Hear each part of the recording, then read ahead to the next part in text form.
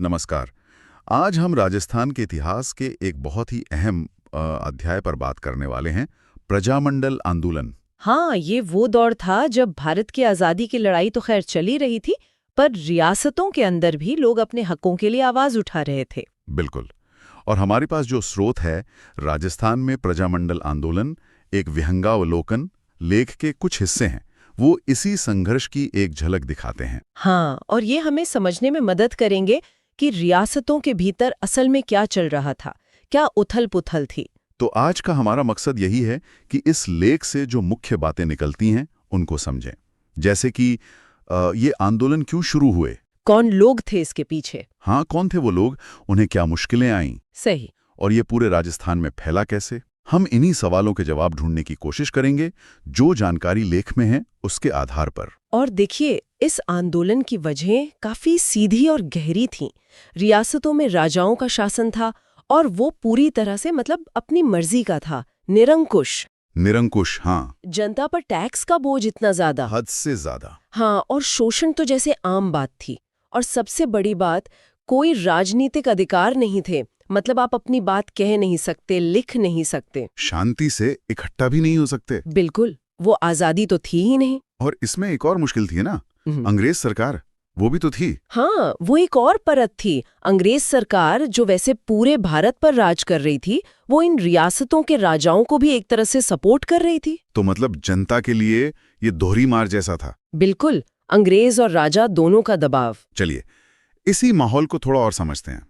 ये आंदोलन पनपे कैसे आखिर? हाँ, ये जो रियासतों की स्थिति थी, स्रोत इसके बारे में क्या बताते हैं?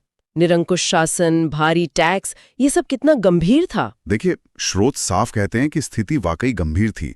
शासन पूरी तरह राजा की मर्जी पर था, कोई रोक टोक नहीं। टैक्स इतने ज्यादा कि आम आदमी की तो कमर ही टूट जाए। और विरोध की कोई गुंजाइश नहीं थी। अगर किसी ने कोशिश की भी तो उसे दबा दिया जाता था। राजनीतिक अधिकार तो भूल ही जाइए। ये सोचना भी अजीब लगता है।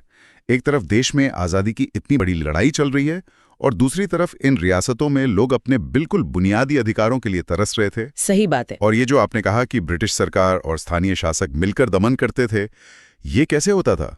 अंग्रेज सीधे दखल देते थे? सीधे तौर पर हमेशा नहीं, लेकिन उनका हित इसी में था कि रियासतों में शांति बनी रहे, भले ही वो शांति डंडे के जोर पर हो। अच्छा। वो राजाओं को बाहरी हमलों वगैरह से सुरक्षा देते थे, और बदले में राजा अंग्रेजों के वफादार बने रहते थे। और अपने राज्य में कोई भी राजनीतिक सरगर्मी होने नहीं देते थे। बिल्कुल, सख्ती से कुचल देते थे। इससे अंग्रेजों का भी नियंत्रण बना रहता था और राजाओं का भी। तो जनता के लिए ये एक तरह का गठजोड़ था, जिसके खिलाफ आवाज उठाना बहुत मुश्किल काम था। मुश्किल तो था, लेकिन आवाज तो उठी। तो शुरुआती कोशिशें किस तरह की हुई? क्या एकदम से प्रजामंडल बन गए? नहीं, एकदम से नहीं, धीरे धीरे हुआ। संगठित रूप से देखें तो स्रोत 1920 में बनी राजपूत मध्य भारत सभा का जिक्र करते हैं। अच्छा, 1920 में? हाँ, इसने कोशिश की कि रियासतों की जो समस्याएं हैं उनको एक मंच पर लाया जाए। ये एक जरूरी पहला कदम था, पर असली जो रफ्तार मिली वो बाद में आई। बाद में जैसे 1927 में अखिल भारतीय देशी राज्य लोक परिषद बनी। ये बहुत महत्वपूर्ण था। हाँ, ये तो राष्ट्रीय स्तर पर थी, है ना? बिल्कुल, इसने पूरे भारत की रियासतों की जनता को एक आवाज दी, एक राष्ट्रीय मंच दिया। और फिर खास तौर पर राजस्थान के लिए 1938 में राजस्थान देशी लोक परिषद बनी। अच्छा, 1938 में? तो इसका क्या असर पड़ा राजस्थान में? इसका बहुत बड़ा असर हुआ। इन परिषदों ने, खासकर राजस्थान वाली ने, अलग अलग रियासतों में प्रजामंडल बनाने के लिए एक तरह से ढांचा भी दिया और हिम्मत भी दी। प्रेरणा मिली लोगों को। हाँ, प्रेरणा मिली।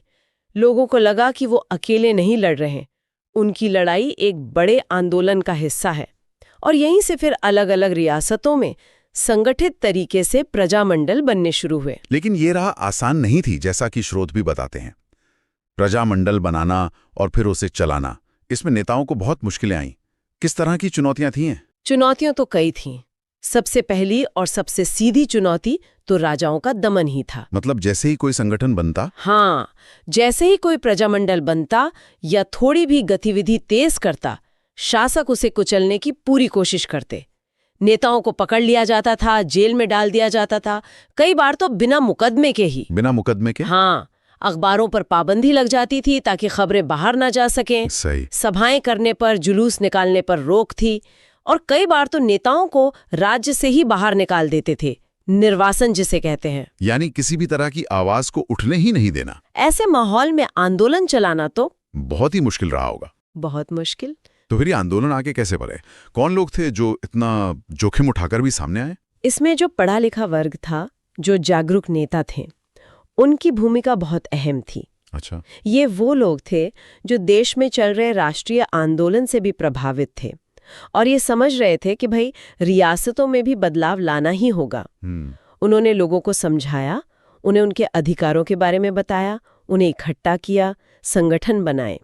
स्रोत में कई बड़े नेताओं के नाम आते हैं, जैसे जमनालाल बजाज, माणिक्यलाल वर्मा, जय नारायण व्यास, हरिभाऊ उपाध्याय और भी कई। ये नाम तो सुने हुए हैं। हाँ, ये लोग वाकई हिम्मत और दूरदर्शिता की मिसाल थे उस वक्त।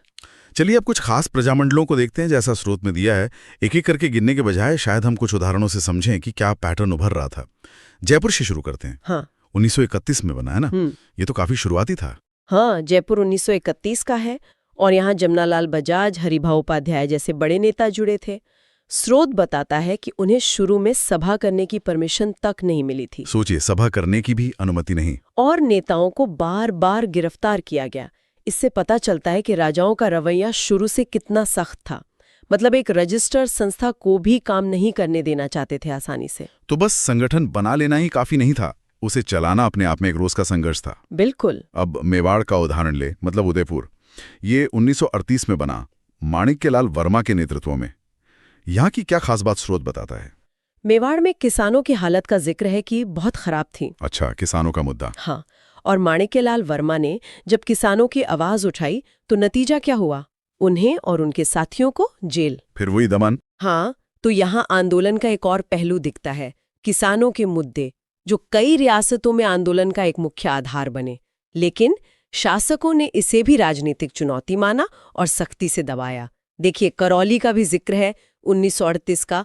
वहां गौरी शंकर भट्ट नेता थे और स्रोत कहता है कि कार्यकर्ताओं पर गंभीर अत्याचार हुए। गंभीर अत्याचार? हाँ, ये दिखाता है कि दमन किस हद तक जा सकता था, कितना क्रूर हो सकता था। तो एक पैटर्न तो बिल्कुल साफ दिख रहा है। जैसे ही विरोध की आवाज उठी, शासकों का दमन चक्र शुरू। गिरफ्तारियां, पाबंदियां, अत्याचार। अच्छा, अब ये देखते हैं कि इनमें लोग कौन जुड़ रहे थे। क्या ये सिर्फ कुछ नेताओं की लड़ाई थी या आम लोग भी शामिल थे? जोधपुर का उदाहरण शायद इसमें कुछ मदद करे। 1934 का है ये, और नेता थे जय नारायण व्यास। जोधपुर का उदाहरण वाकई दिलचस्प है।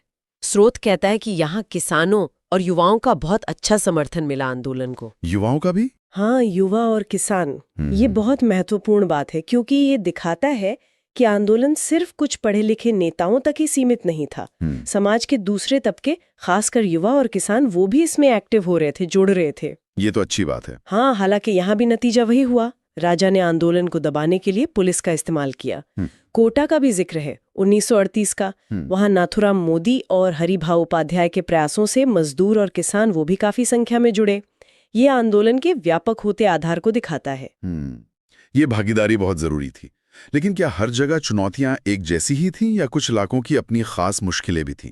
स्रोत में कुशलगढ़ 1939 और बांसवाड़ा 1938 का जिक्र है, जहां आदिवासी नेता भी थे। ये इलाके थोड़े अलग थे शायद। बिल्कुल, ये बहुत अहम पहलू है। कुशलगढ़ में संपतराम और मोतीलाल तेवरी जैसे आदिवासी नेताओं ने प्रजामंडल बनाया।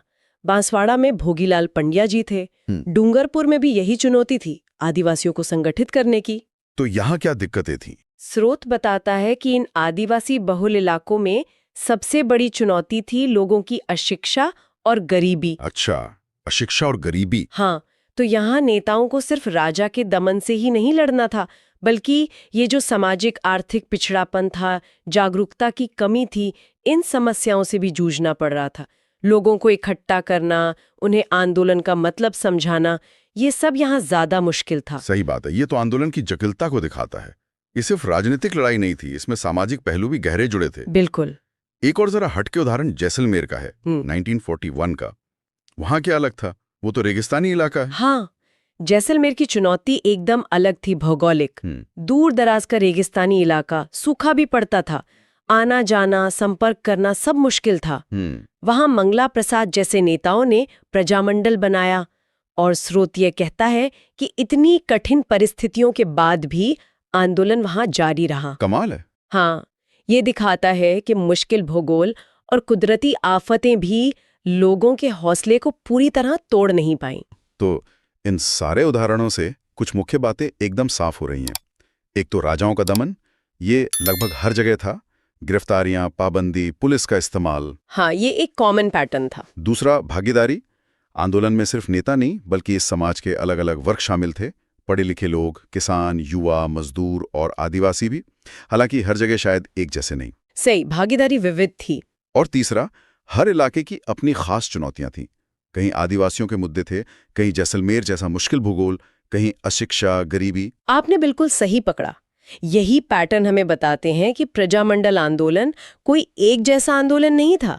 ये अलग अलग रियासतों में अलग अलग हालात में अलग अलग शक्ल में सामने आया। लेकिन शायद सबके पीछे भावना एक ही थी। हाँ, सबके मूल में एक ही इच्छा थी, ये जो राजा का मनमाना शासन है इससे मुक्ति मिले और एक जिम्मेदार सरकार बने। और एक और बात जो इन सभी उदाहरणों से साफ होती है वो है आंदोलन करने वालों का हौसला, उनकी दृढ़ता। हाँ, ये तो है। बार बार दमन होता था, नेता जेल जाते थे, संगठन बिखर जाते थे, लेकिन वो फिर खड़े होते थे, फिर अपनी मांगे उठाते थे। ये दृढ़ संकल्प कमाल का था। ये दृढ़ता वाकई में तारीफ के काबिल है। तो अगर हम इन सारी बातों को जो स्रोत से पता चली उनको समेटें तो इस आंदोलन के बारे में क्या मुख्य निष्कर्ष निकाले जा सकते हैं? मेरी समझ से कुछ मुख्य बातें ये हैं। पहला, कारण, ये आंदोलन क्यों हुए? तो साफ है कि ये रियासतों के अंदर जो निरंकुश शासन था, बहुत ज्यादा टैक्स थे, शोषण था और राजनीतिक अधिकारों का बिल्कुल अभाव था, उसके खिलाफ एक जरूरी रिएक्शन थे। बिल्कुल स्वाभाविक प्रतिक्रिया। हाँ, दूसरा, इनका फैलाव, ये किसी एक दो रियासत तक सीमित नहीं थे बल्कि लगभग पूरे राजस्थान में फैले। हर बड़ी रियासत में प्रजामंडल बना या बनाने की कोशिश हुई। व्यापक था। तीसरा, प्रतिरोध, इनको शासकों के जबरदस्त विरोध का सामना करना पड़ा। दमन उनकी आम रणनीति थी। चौथा, भागीदारी, जैसा हमने देखा इसमें सिर्फ नेता नहीं बल्कि किसान, मजदूर, छात्र, युवा, पढ़े लिखे लोग, आदिवासी सब शामिल हुए। इससे इनको एक बड़ा जनाधार मिला। हालांकि हर जगह भागीदारी का लेवल अलग अलग था। और पांचवा, चुनौतियां, इनको सिर्फ राजनीतिक दमन ही नहीं झेलना पड़ा बल्कि कई जगह सामाजिक आर्थिक पिछड़ापन, अशिक्षा और भौगोलिक मुश्किलें भी इनके रास्ते में आईं। और इन आंदोलनों का महत्व क्या था? क्या ये सिर्फ अपनी अपनी रियासत की लड़ाई थी या इनका कोई बड़ा राष्ट्रीय महत्व भी था? नहीं, इनका महत्व बहुत गहरा और बड़ा था। ये सिर्फ स्थानीय लड़ाइयां नहीं थी। पहली बात तो ये कि इन्होंने रियासतों की करोड़ों जनता के अंदर एक राजनीतिक चेतना जगाई। ये बहुत जरूरी था। हाँ, लोगों को अपने अधिकारों का एहसास कराया, उन्हें संगठित होकर आवाज उठाना सिखाया। दूसरी बात, ये आंदोलन भारत के राष्ट्रीय स्वतंत्रता संग्राम के ही हिस्से थे, उसके पूरक थे। अच्छा, पूरक कैसे? ऐसे कि जहां कांग्रेस ब्रिटिश भारत में आजादी की लड़ाई लड़ रही थी, वहीं ये प्रजामंडल रियासतों के अंदर लोकतंत्र और नागरिक अधिकारों के लिए लड़ रहे थे। और इन्होंने आगे चलकर रियासतों के भारत में विलय के लिए भी एक तरह से जमीन तैयार की। तो ये उस बड़ी लड़ाई का एक बहुत जरूरी और अभिन्न हिस्सा थे। ये समझना वाकई जरूरी है कि आजादी की लड़ाई एक नहीं कई मोर्चों पर एक साथ लड़ी जा रही थी। तो आज हमने राजस्थान में प्रजामंडल आंदोलन, एक विहंगावलोकन लेख के कुछ अंशों के आधार पर इस महत्वपूर्ण आंदोलन के कई पहलुओं को समझने की कोशिश की। हाँ, और अंत में मैं श्रोताओं के लिए एक सवाल छोड़ना चाहूंगी। ये सोचना काफी दिलचस्प है कि कैसे इन अलग अलग रियासतों में इतनी अलग अलग चुनौतियों के बावजूद, कहीं राजाओं का भयानक दमन था, कहीं जैसलमेर जैसी भौगोलिक मुश्किल, कहीं आदिवासी इलाकों का पिछड़ापन, इन सब के बावजूद एक जिम्मेदार सरकार और अपने अधिकारों के लिए लड़ने की ये जो एक जैसी इच्छा थी, वो इतनी मजबूत कैसे बनी रही? हाँ, ये सोचने वाली बात है। सी अंदरूनी ताकत थी जो लोगों को बार बार गिरने के बाद भी फिर से उठ खड़े होने और अपना संघर्ष जारी रखने की हिम्मत देती रही। इस दृढ़ता के पीछे के कारण क्या थे? ये वाकई गहरे सोचने का विषय है।